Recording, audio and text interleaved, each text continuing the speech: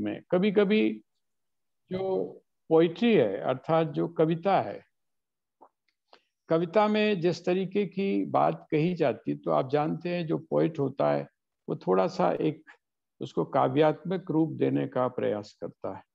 तो हमको ठीक है, एक कवि ने कोई स्वामी जी के बारे में लिखा, जैसे आप लोग अगर पंडित राम प्रसाद बिस्मिल ने भी स्वामी जी के ऊपर लिखा है, मोहम्मद जो इकबाल हैं उन्होंने भी उनके बारे में लिखा, बहुत सारे लोगों ने। लेकिन जब हम फैक्चुअली उसको ढूंढना शुरू करते हैं एक इतिहास के रूप में या फैक्ट्स के रूप में, तो कभी कभी वो काव्य जो होता है उससे थोड़ा सा अलग चला जाता है।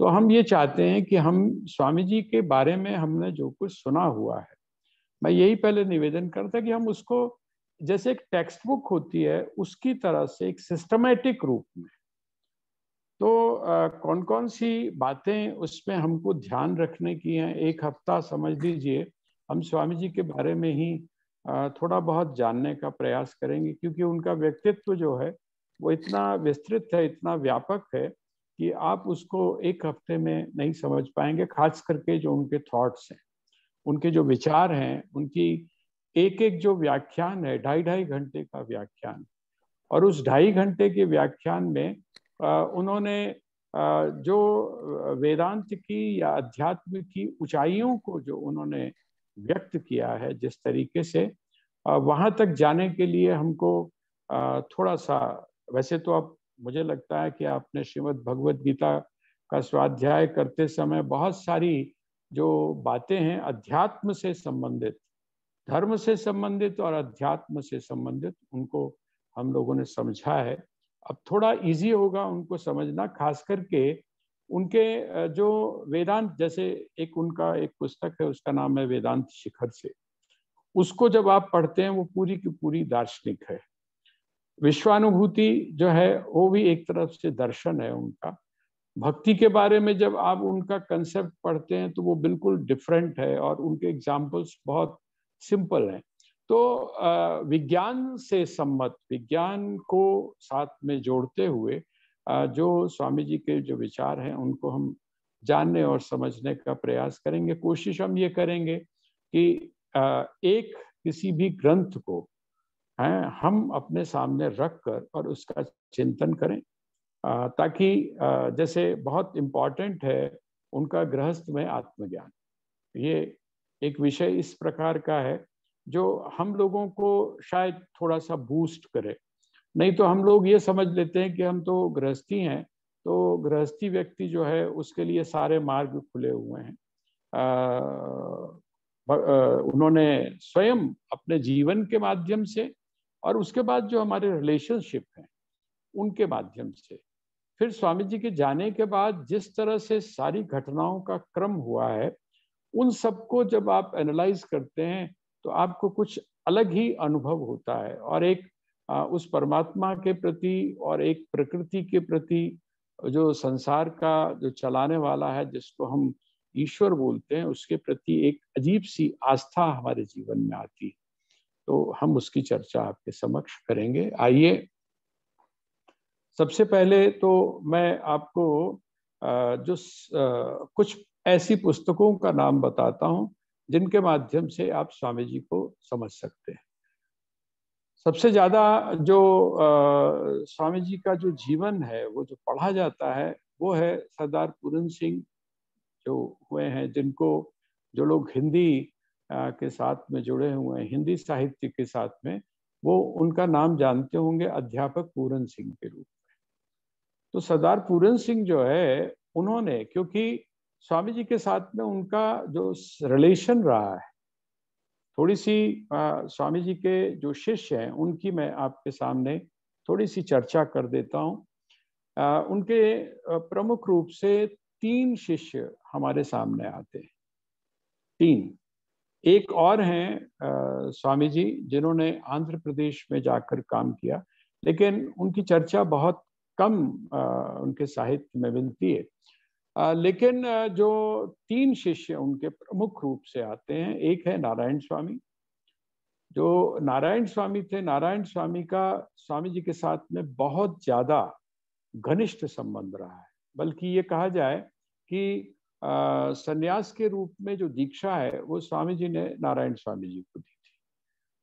और वो दीक्षा उसके बाद में फिर आता है नारायण स्वामी के साथ, जब स्वामी जी जापान गए हैं। जापान गए तो जापान में जब गए तो पूरन जी वहां पर उस समय जो भारतीयों का एक ग्रुप था उसका उसका देख रेख और उसके एक तरह से सब कुछ थे। जब स्वामी जी वहां पर पहुंचे नारायण स्वामी के पास में के साथ में, तो पूरन जी के साथ में उनकी बहुत थोड़ी सी वार्ता हुई। और बहुत थोड़ी सी वार्ता में पूरन जी उनसे इतना प्रभावित हो गए कि जो पूरन जी थे सिख धर्म को मानने वाले थे, सरदार पूरन सिंह उनका नाम था। उन्होंने अपने जो केश हैं वो केश भी कटवा लिए, और केश कटवाने के बाद में उन्होंने संन्यास भी ग्रहण कर लिया, अर्थात गैरिक वस्त्रों को उन्होंने पहन लिया। और गैरिक वस्त्रों को पहनने के साथ में ही जहां जहां स्वामी जी गए हैं, जहां जहां गए हैं वहां वहां पर वो स्वामी जी के साथ में एक तरह से बिल्कुल अभिन्न रूप से। और जिस समय हम उनके जीवन के अंतिम क्षणों को देखते हैं तो स्वामी जी का 1906 में जब शरीर शांत हुआ, उससे पहले 15 अगस्त को 1906 में पूरन जी ही वहां पर गए। और उसका जिक्र जो है वो पूरन जी ने अपनी जो पुस्तक है स्वामी राम जीवन गाथा, ये मेरे पास में है, मैं आपको वो दिखा देता हूँ। ये पुस्तक, ये जो पुस्तक है ये एक तरह से बहुत प्रामाणिक मानी जाती है। नारायण स्वामी ने भी उनके ऊपर उनकी जीवनी के बारे में, स्वामी जी के जीवनी के बारे में लिखा। और भी एक लोक भारती प्रकाशन है जो इलाहाबाद से है, उन्होंने भी उनके बारे में, स्वामी जी के बारे में लिखा।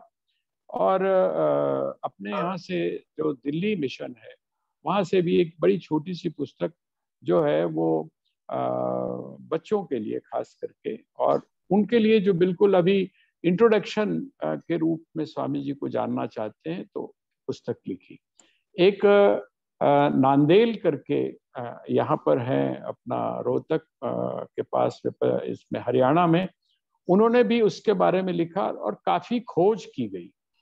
सबसे जो महत्वपूर्ण था बात ये थी कि उनका शरीर शांत हो जाने के बाद में उनके परिवार का क्या हुआ, उनके परिवार की क्या स्थिति रही, इसके ऊपर भी कुछ लोगों ने काम किया, लेखकों ने। और वो किस प्रकार से सारी परिस्थितियां बदली हैं, उनके जो 2 पुत्र थे उनकी क्या स्थिति रही, माता जी जो थी, मतलब उनकी जो धर्म पत्नी थी जिनका नाम शिवा देवी था, उनका क्या हुआ। मतलब किस तरह से उनके जाने के बाद किस तरह उनका जो परिवार है, हम लोग आमतौर पे परिवार को लेकर बहुत चिंतित होते हैं, लेकिन वो जिस समय आपके सामने सारी चीजें आएंगी तो आपको बड़ा आश्चर्य होगा कि कैसे प्रकृति ने जो है, और वह जो परमात्मा है जो ये कहता है कि सर्वधर्मान परित्यज्य मामेकम शरणम व्रज अहम त्वा सर्व पापेभ्यो मोक्षयिष्यामि मा शुच। और साथ ही वो ये भी कहते हैं कि मैं तेरी सारी हर प्रकार से तेरा मैं ध्यान रखूंगा। उसके प्रति निष्ठा जागृत होती है जिस समय आप उस पहलू को देखते हैं। यद्यपि कुछ लोगों का ये मानना है कि जो सन्यासी होता है उसके परिवार के बारे में चर्चा नहीं करनी चाहिए, लेकिन कुछ लोगों का ये विचार है कि वो बताता है, वो जो एक एज ए होल पूरी जिस समय आप उनके जीवन को देखते हैं तो जो समग्र उनका जो चिंतन है वो वहां से व्यक्त होता है। तो ये कुछ पुस्तकों के मैंने आपको नाम बताए। और जो नारायण स्वामी हैं, नारायण स्वामी, सरदार पूरन सिंह और स्वामी गोविंदानंद जी महाराज, ये 3 हमारे जो प्रमुख रूप से स्वामी राम की परंपरा में लोग आते हैं, महापुरुष। सरदार पूरन सिंह बाद में गृहस्थ में चले गए, और आपको शायद इस बात का पता ना हो कि वो यहाँ पर डायरेक्टर रहे जो फॉरेस्ट रिसर्च इंस्टीट्यूट है उसके। विज्ञान के अंदर, साइंस के अंदर उनका जो था वो जो भी उन्होंने स्टडीज की वो वहीं थी, तो यहाँ रहे। और मुझे किसी ने सरदार पूरन सिंह जी की ही जिस समय जयंती मनाई जाती है, तो पंजाब पटियाला से कुछ जो रिसर्च स्कॉलर्स हैं बच्चे, उनमें से किसी ने वहाँ पर एक बड़ी विलक्षण बात बताई थी कि सरदार पूरन सिंह ने के माध्यम से ही वो सारी सामग्री गई थी उन क्रांतिकारियों के पास जिनको हम सरदार भगत सिंह के नाम से जानते हैं।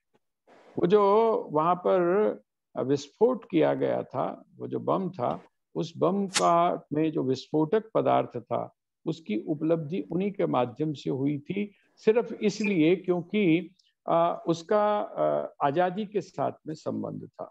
उससे किसी को मारने का या किसी हिंसा की घटना की बात नहीं थी। तो कहीं ना कहीं यहाँ वहाँ से आने के बाद, स्वामी जी के बाद आने के बाद में भी उनके भीतर वो जो राष्ट्र प्रेम था, वो सरदार पूरन सिंह में रहा।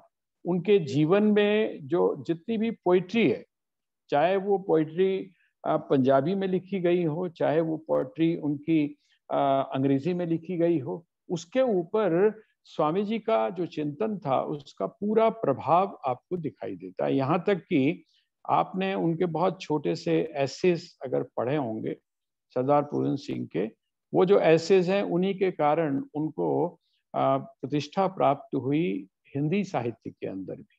वहां पर भी आपको स्वामी जी का एस जैसे शब्दावली है, उसी प्रकार की शब्दावली आपको वहां पर मिलेगी। इतना ज्यादा उनके ऊपर प्रभाव रहा। बाद में परिवर्तन हुआ, वो एक अलग बात है, लेकिन स्वामी जी के प्रति जो उनकी निष्ठा थी वो अनन्य भाव से थी, अनन्य भाव से रही।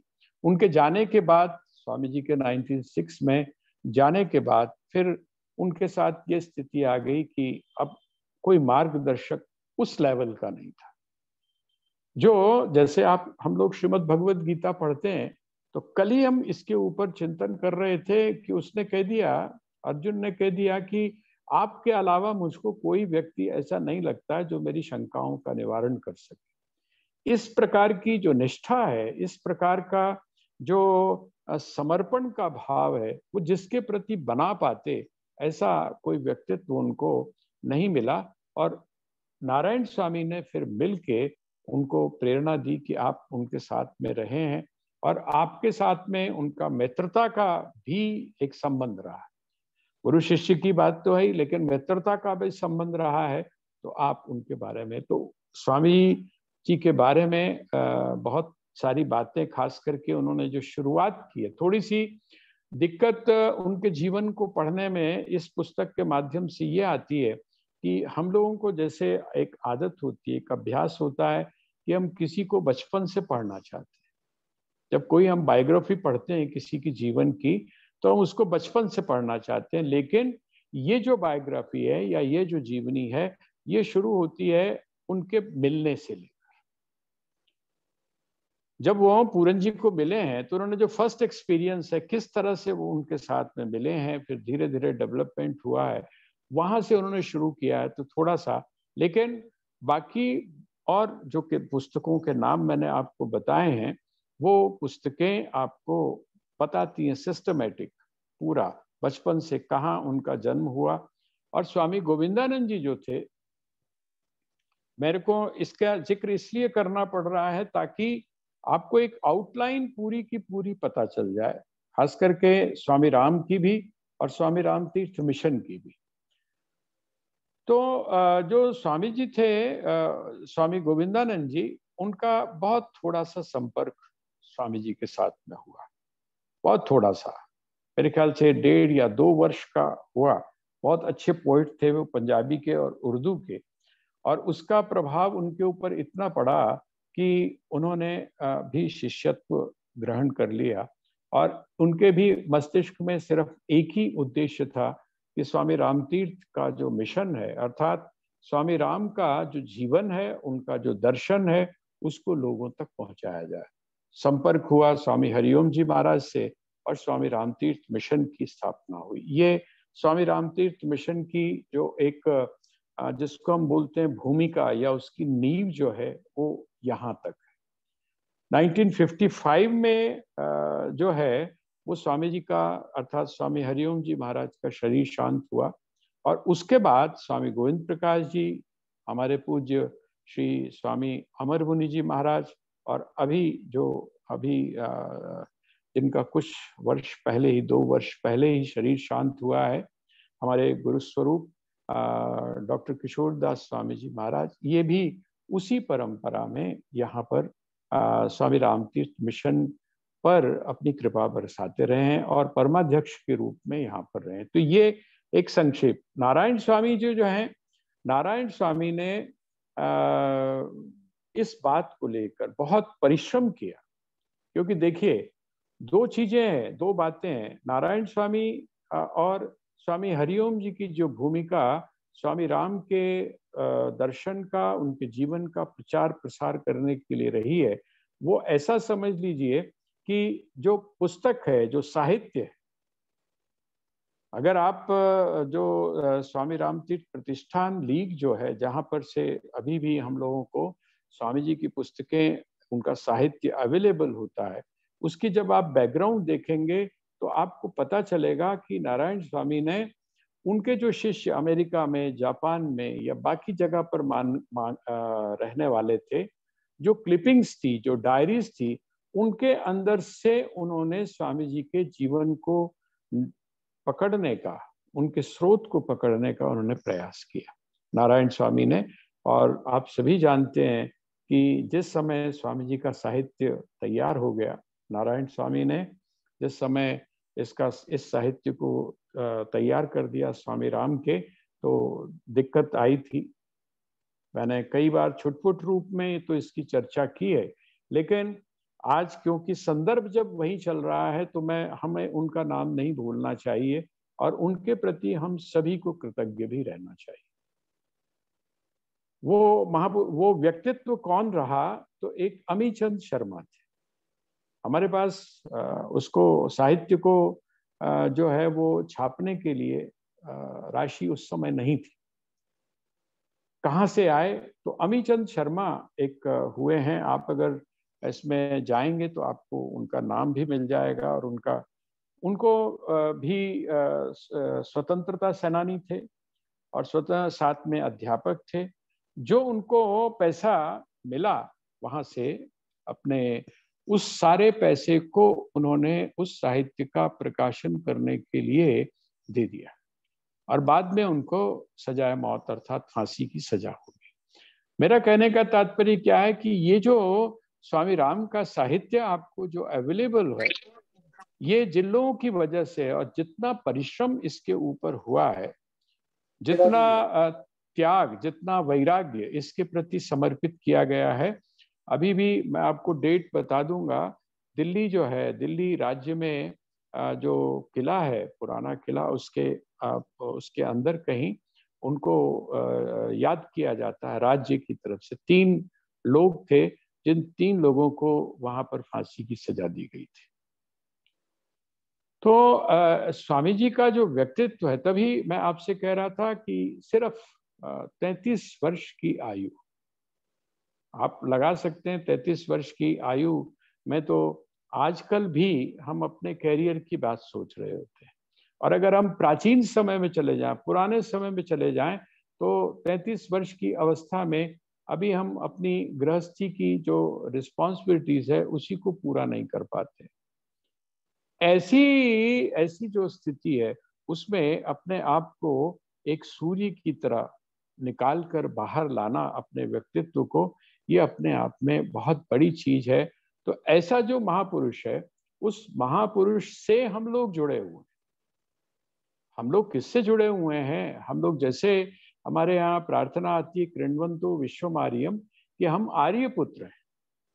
हम वो जो श्रेष्ठ लोग हैं उन्हीं की हम संतानें हैं। तो हम किनके साथ जुड़े हुए हैं? हम उनके साथ जुड़े हुए हैं जिन्होंने अपने जीवन में त्याग, जिन्होंने अपने जीवन में वैराग्य, जिन्होंने अपने जीवन में शिक्षा है, स्वाध्याय, विवेक, इन सारी आध्यात्मिक जो गुण हैं उनके विकास के ऊपर जिन्होंने जोर दिया। तो आइए अब हम शुरू करते हैं उनके जीवन को। डिस्ट्रिक्ट गुजरांवाला आप सभी जानते हैं, अब इस समय वो पाकिस्तान में है। वहाँ पर 1873 में 1873 में स्वामी जी का जन्म हुआ था। और जब जन्म हुआ तो जन्म होने के कुछ समय बाद जो माता जो थी इनकी वो चल बसी। और जब माँ चल बसी तो वो जहां पर जिस जगह पर वो गांव था उसका नाम था मुरारीवाला। गुजरांवाला में मुरारीवाला नाम का गांव था। और वो जो मुरारीवाला गांव था उसको स्वयं जो थे स्वामी राम तीर्थ, वो बाद में एक नाम उसको पुकारा करते थे। उनको शब्दों के साथ थोड़ा खेलने की आदत थी, वो उसको मुरली वाला बोलते थे। उसका कारण क्या है? मुरली वाला इसलिए बोलते थे क्योंकि स्वामी जी के जो इष्ट थे वो कौन थे? वो श्री कृष्ण थे। वहां जन्म हुआ, जन्म के बाद उनको पाला गया। कहने का तात्पर्य यह है कि वो जिस तरह से फिर उनके पिता ने दूसरा वे माता ये सब चीज, लेकिन पले और जो उनका बचपन से जो आकर्षण था वो बताते हैं कि जब घंटी सुनते थे, वो मंदिर की घंटी सुनते थे तो मंदिर की घंटी सुनकर वो मौन हो जाते थे। और थोड़ी सी आयु जिस समय बड़ी हुई उनकी, थोड़ी सी आयु बड़ी हुई, मतलब आप ये देखिए कि उपेक्षा इन द सेंस पिता नहीं चाहते थे कि ये जो है वो ज्यादा पढ़े, लेकिन उसके बावजूद भी उन्होंने पढ़ाई की। माता का जो प्रेम था वो उस तरह से नहीं मिल पाया, तो बुआ और विमाता जो थी उनका प्रेम मिला। उससे धीरे धीरे करके आगे उनका विकास शुरू हुआ। और जब विकास शुरू हुआ तो आपको एक चीज और बताऊं, उनकी एक बहन भी थी, बड़े भाई थे, उनकी एक बहन थी। और वो जो बहन थी, उस बहन का उस उनके जीवन के ऊपर बहुत बड़ा प्रभाव पड़ा। माँ का प्रभाव पड़ता है, पिता का प्रभाव पड़ता है, वहाँ के वातावरण का प्रभाव पड़ता है। और अगर इन सब चीजों में कहीं कोई खामी रह जाती है तो बहन का प्रभाव बहुत गहरे तक पड़ता है। और इनके ऊपर अपनी बहन की मृत्यु का प्रभाव पड़ा। इनकी जो बहन थी वो जिस समय ये पढ़ रहे थे तब उनका शरीर शांत हुआ। इनको पता चला तो वहां पर आता है पत्र, आप इनके पत्रों को जरूर पढ़िए। स्वामी जी के जो पत्र हैं, दूसरों के लेटर्स पढ़ने में हम लोगों को इंटरेस्ट नहीं होता है, लेकिन कुछ चीजें ऐसी होती हैं जहां पर व्यक्ति अनफॉर्मल हो जाता है। जब आप पत्र उनका पढ़ रहे हैं, जब आप उनकी डायरी पढ़ रहे हैं, जब आप उनके पर्सनल जो बैठकर जो बातचीत होती है, अनौपचारिक जो बातचीत होती है, उसको जिस समय आप पढ़ते हैं तब आपको पता चलता है कि उस व्यक्ति का जो रियल पर्सनैलिटी है उसकी वो किस जगह पर है, कहाँ पर वो टिका हुआ है, कहाँ पर घूम फिर कर वो आ जाता है। तो जो स्वामी राम तीर्थ थे, ये गोस्वामी तीर्थराम, ये गोस्वामी तीर्थराम बड़े हुए थोड़े से, और बड़े हुए तो निष्ठा कहाँ से शुरू? हम सभी एक महापुरुष का नाम जानते हैं, उनका नाम था उनको वैसे तो सब लोग बोलते थे, रब जी के नाम से बोलते थे। अच्छा, अध्यात्म में देखिए शुरुआत, अध्यात्म की जो शुरुआत है वो एक कुछ ना कुछ आकर्षण से प्रारंभ होती है।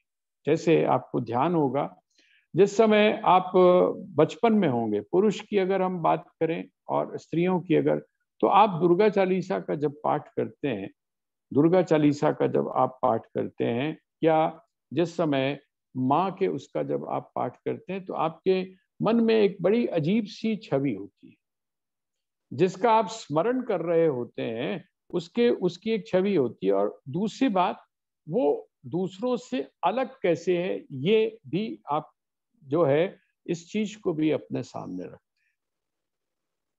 तो जो चमत्कार जिसको हम बोलते हैं, ये जो चमत्कार जिनको आमतौर पे बोला जाता है, आपको वाक सिद्धि है, आपने जो बात मुंह से कह दी वो पूरी हो गई।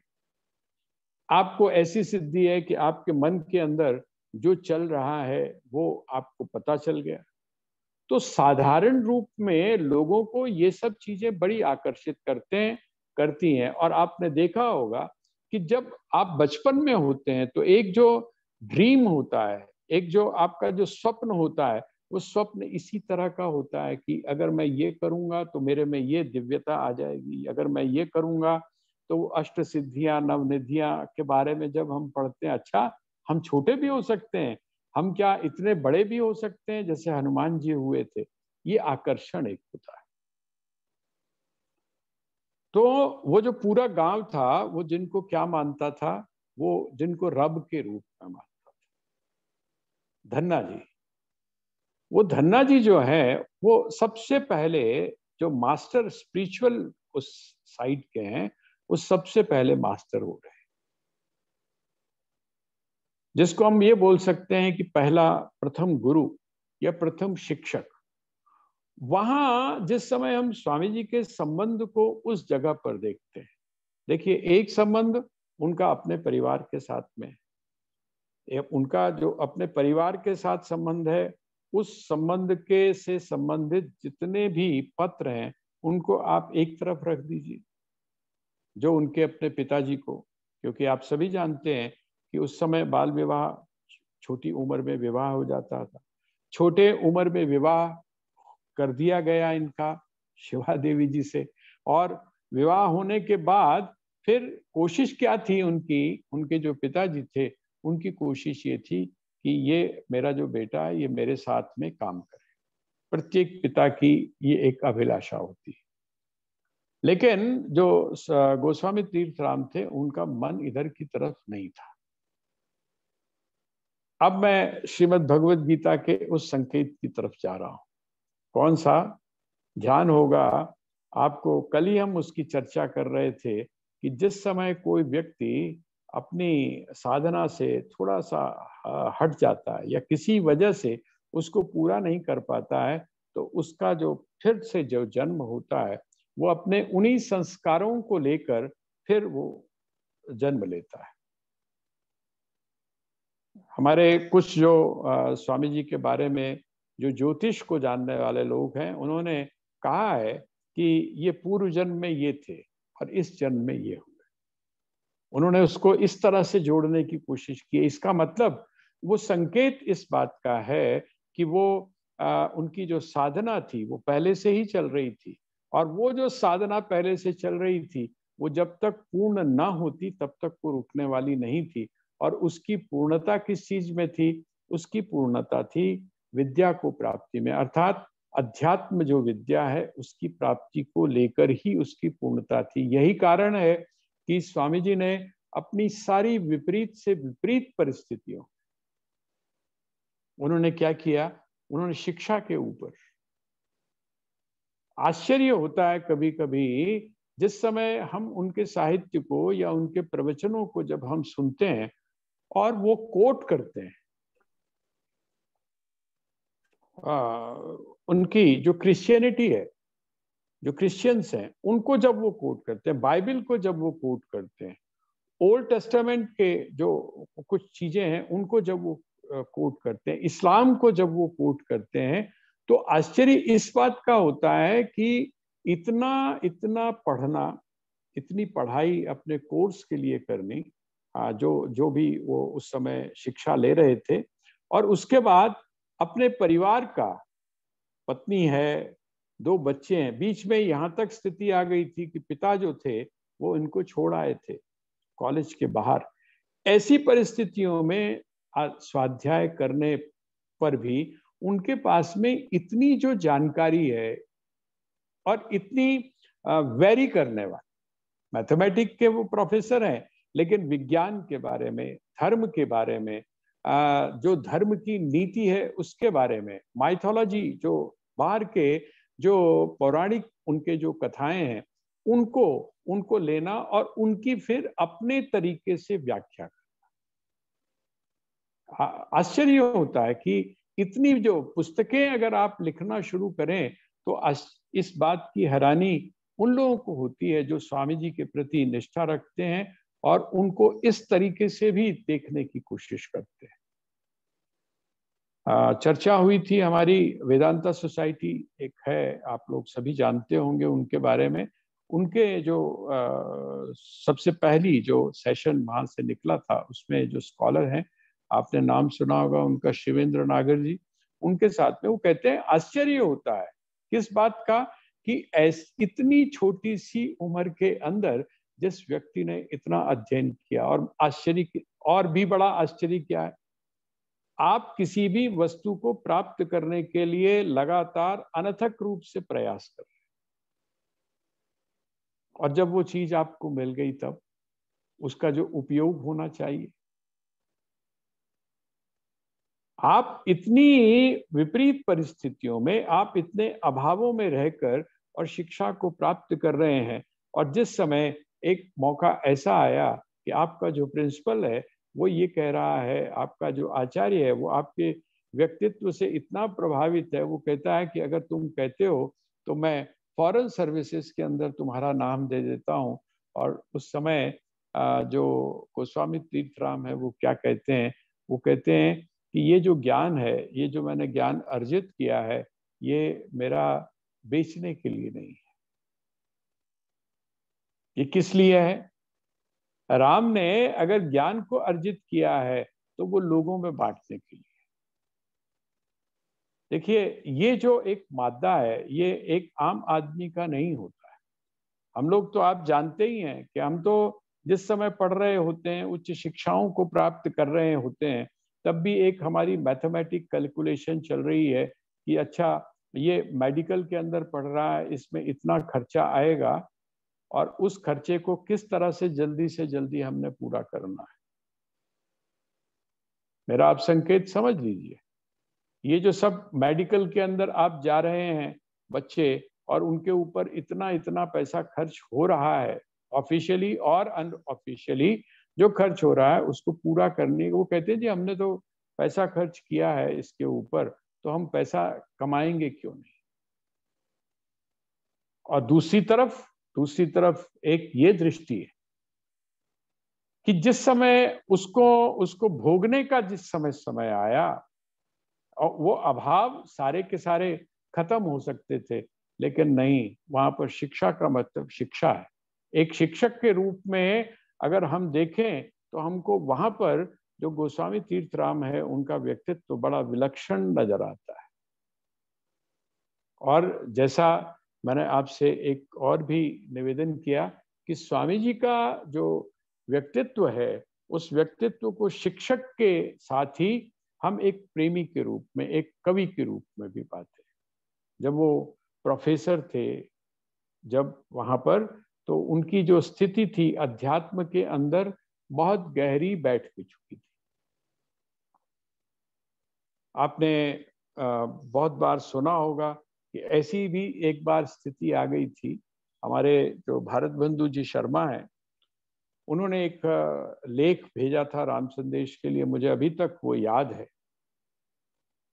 कोशिश की गई थी पाकिस्तान जो उससे है एम्बेसी के थ्रू, कि अगर वो जो जिसको बोलते हैं रजिस्टर, जिसके ऊपर साइन करते हैं, जो लेक्चरर होते थे, प्रोफेसर होते थे, वो उसके ऊपर साइन किया करते थे।